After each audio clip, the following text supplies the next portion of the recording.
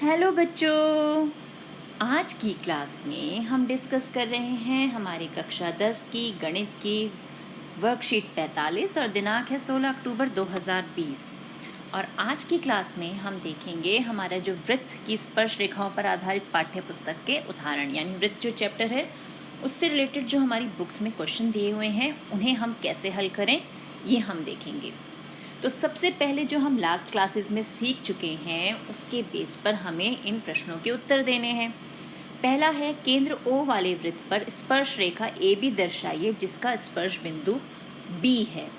यानी हमें एक वृत्त खींचना है, ये हो गया हमारा वृत्त, और इस वृत्त का केंद्र है O, ये केंद्र हो गया, और इस पे एक स्पर्श रेखा AB बतानी है, तो ये हो गई हमारी स्पर्श रेखा AB जिसमें B स्पर्श बिंदु है, यानी B तो यहाँ है और A यहाँ है, तो B हो गया हमारा स्पर्श बिंदु जिस पे वो वृत्त को स्पर्श कर रहा है। अगला प्रश्न है, किसी वृत्त की स्पर्श रेखा उसकी छेदक रेखा की समांतर हो सकती है, सत्य या असत्य। तो अब जैसे हमारा ये वृत्त है, इसकी स्पर्श रेखा, ये हमने इसकी स्पर्श रेखा खींच दी, और इसी वृत्त के लिए एक छेदक रेखा हम खींच दें, तो ये हो गई छेदक रेखा। तो क्या ये समांतर हो सकते हैं? हाँ, तो ये उत्तर हो गया सत्य। वृत्त के किसी बिंदु पर स्पर्श रेखा स्पर्श बिंदु से गुजरती हुई किस पर लंबवत होती है? त्रिज्या पर लंबवत होती है। किसी वृत्त के बाह्य बिंदु से खींची गई स्पर्श रेखाओं की लंबाई समान होती है। हमने देखा था ना, जोड़ा होता है और उन दोनों की लंबाई समान होती है। अब देखते हैं हमारे उदाहरण जो हमारी पुस्तक में दिए गए हैं।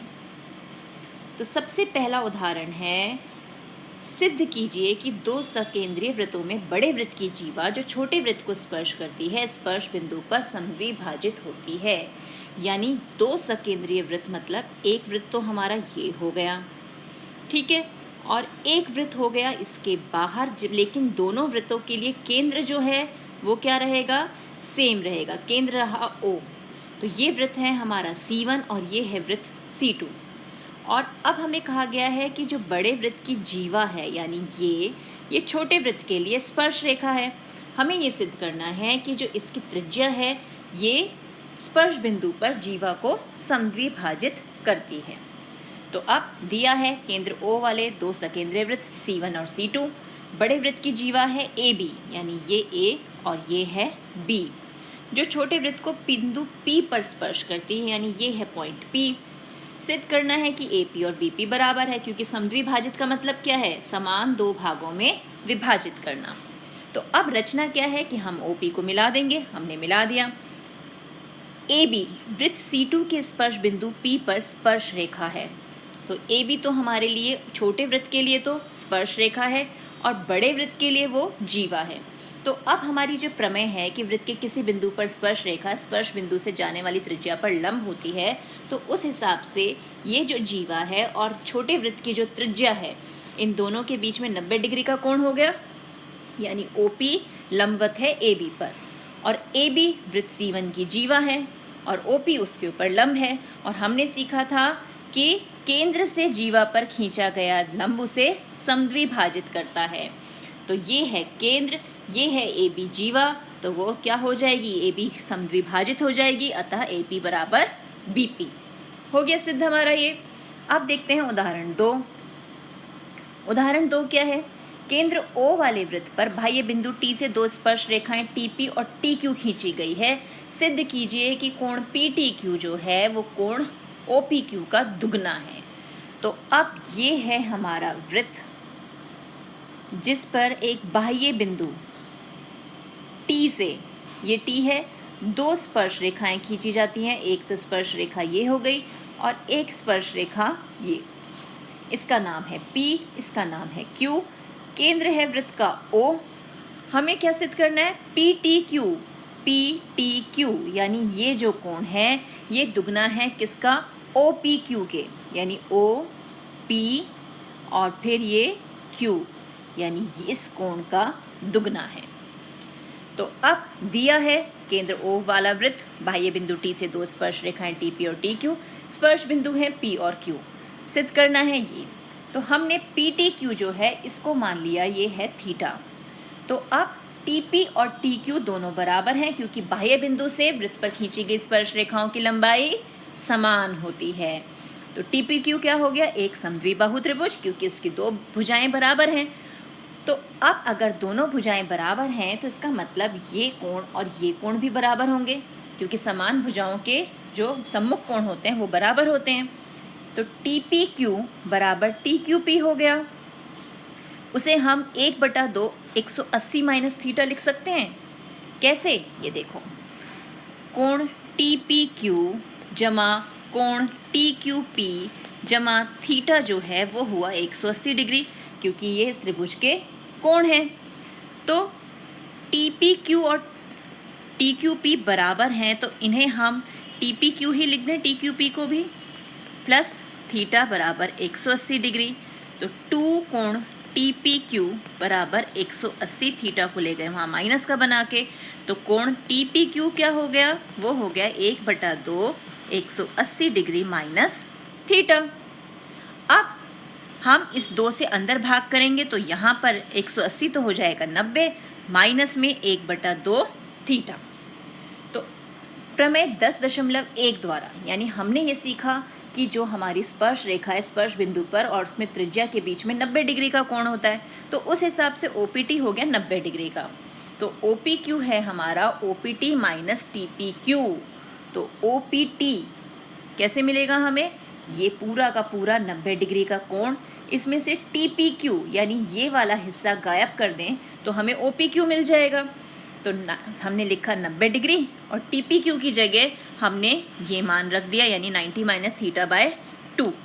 अब ब्रैकेट खोलेंगे तो क्या होगा, 90 माइनस 90 और माइनस माइनस प्लस 1/2 थीटा, ये दोनों तो कैंसिल हो गए, हमारे पास रह गया 1/2 थीटा।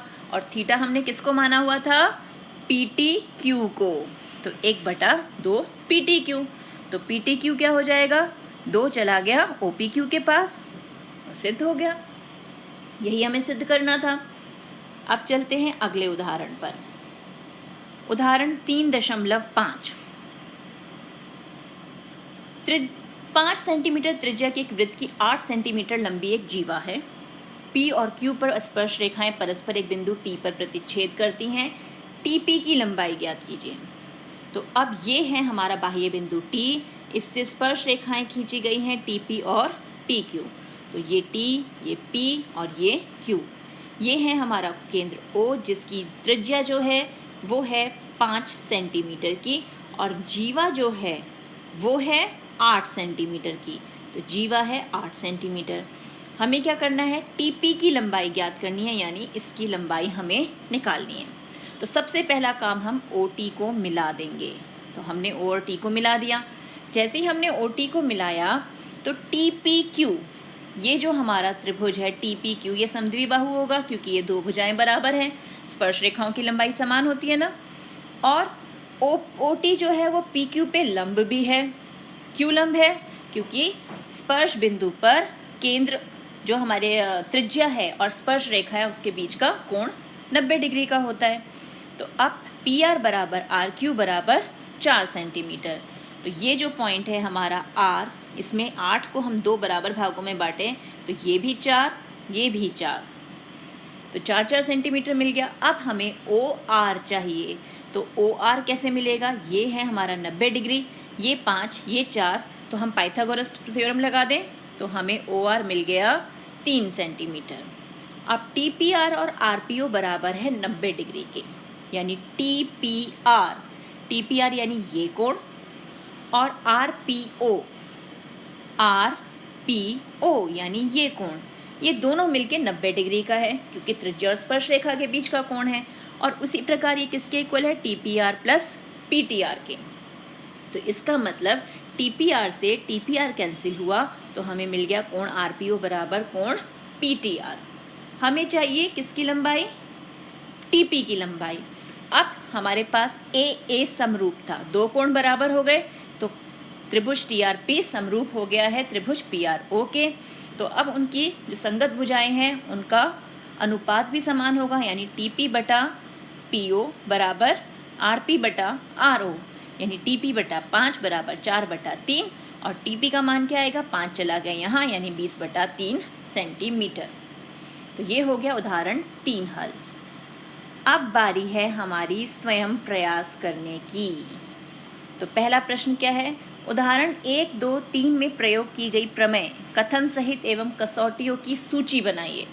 यानी आपको ये बताना है कि यहाँ जो हमने 3 उदाहरण हल किए हैं उसमें कौन कौन सी हमने प्रमेय यूज़ की और कौन सी कसौटी यूज़ की। तो देखें एक बार फिर से, हमने कौन सी प्रमेय यूज़ की है, हमने यूज़ की है प्रमेय 10.1 कि वृत्त के किसी बिंदु पर स्पर्श रेखा स्पर्श बिंदु से जाने वाली त्रिज्या पर लंब होती है। प्रमेय 10.2 किसी वृत्त के एक बाह्य बिंदु से खींची गई स्पर्श रेखाओं की लंबाई समान होती है। ये तो हमारी 2 प्रमेय ही हैं। और कसौटी हमने क्या यूज़ की है, केंद्र से जीवा पर खींचा गया लंब उसे समद्विभाजित करता है। तो एक कसौटी हमने ये यूज़ की और हमने यूज़ किया है AA समरूपता। तो ये हैं हमारी प्रमेय और कसौटियाँ। अब आते हैं हम अपने अगले प्रश्न पर। प्रश्न 2 है, एक बिंदु Q से किसी वृत्त की स्पर्श रेखा की लंबाई 24 सेंटीमीटर है और Q की केंद्र से दूरी 25 सेंटीमीटर है। तो इस वृत्त की त्रिज्या क्या होगी, यानी ये 4 ऑप्शन हैं, इसमें से वृत्त की त्रिज्या क्या होगी। तो इसके लिए पहले फिगर बनाते हैं और फिर इसे सॉल्व करते हैं। तो हल 2, पहले हम बनाते हैं आकृति की। ये है हमारा वो वृत्त जिसके केंद्र से यानी यहाँ से 25 सेंटीमीटर की दूरी पे पॉइंट है Q, यानी ये है 25 सेंटीमीटर और जो स्पर्श रेखा है उसकी लंबाई हमें दी हुई है 24 मीटर यानी 24 सेंटीमीटर। ये 24 सेंटीमीटर दी हुई है, हमें निकालनी है त्रिज्या की लंबाई यानी ये। तो ये है P, ये है O, तो OPQ में हमें OP की लंबाई निकालनी है। तो सबसे पहली बात, स्पर्श बिंदु पर स्पर्श रेखा और त्रिज्या के बीच का कोण कितने डिग्री का हो गया, 90 डिग्री का। तो जैसे ही कोण 90 डिग्री का हुआ तो हमारा त्रिभुज हो गया समकोण त्रिभुज।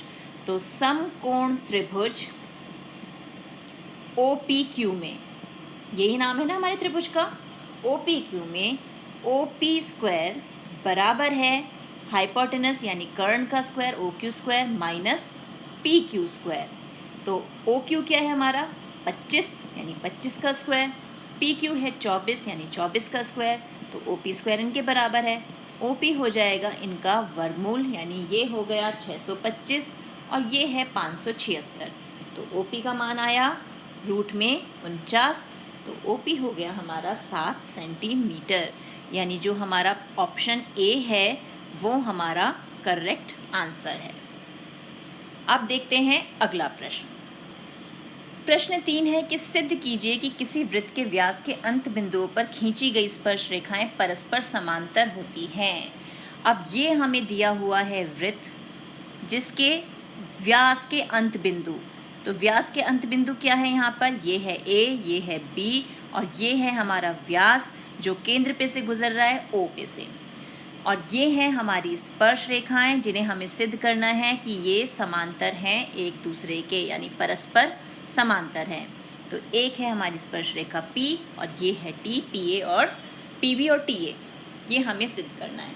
तो सबसे पहले अब हमें दिया है, क्या दिया है, O केंद्र वाला वृत्त, ये हमें दिया हुआ है। और क्या दिया है, TA और BP जो हैं स्पर्श रेखाएं, ये भी हमें दी गई हैं। और हमें सिद्ध क्या करना है, सिद्ध करना है कि ये रेखाएं परस्पर समांतर हैं यानी TA समांतर है PB के, यही सिद्ध करना है हमें।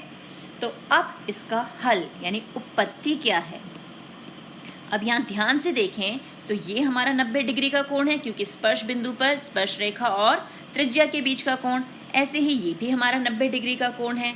तो अब इसे हम नाम दे देते हैं 1 और इसे नाम देते हैं कोण 2। तो अब कोण 1 बराबर कोण 2 बराबर 90 डिग्री। रीज़न क्या है, स्पर्श बिंदु पर, बताइए जल्दी, स्पर्श बिंदु पर स्पर्श रेखा व त्रिज्या के मध्य कोण, तो ये स्पर्श रेखा पे त्रिज्या के मध्य कोण है। अब ये दोनों कोण बराबर हैं तो ध्यान से यहाँ पे देखें कि ये तो अंतः अभिमुख कोण है ना। तो कोण 1 और कोण 2 अंतः अभिमुख कोण हैं, और जैसे ही हमारे अंतः अभिमुख कोण जो हैं वो बराबर होंगे तो क्या होगा, हमारी लाइन यानी रेखा TA समांतर हो जाएगी रेखा PB के। हो गया हल, यही हमें सिद्ध करना था। तो इस प्रकार के प्रश्नों का अभ्यास कीजिए अपनी NCERT बुक से। मिलते हैं एक और वीडियो में, तब तक keep practising and enjoy math.